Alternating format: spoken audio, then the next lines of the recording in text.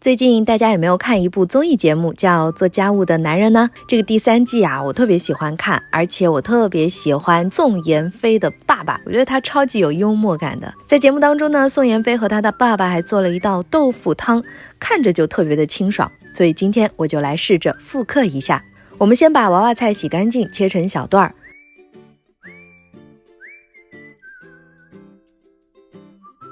冲洗一下豆腐的表面，切成小块。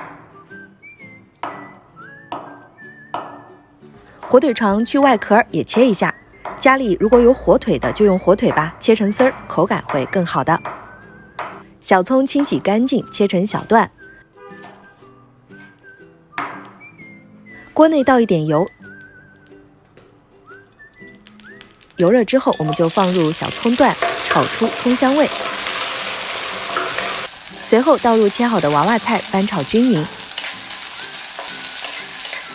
炒到娃娃菜的叶子变透，就倒入火腿肠，翻炒均匀。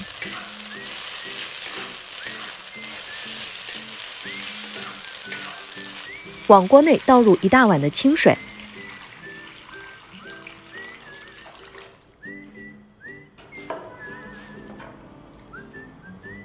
大火烧开之后，加盐调味，搅匀了。随后就倒入切好的豆腐，再煮上3分钟左右就可以出锅啦。哇，果然这个汤喝着还是挺清爽的，味道也很鲜，喜欢的朋友可以试一试哦。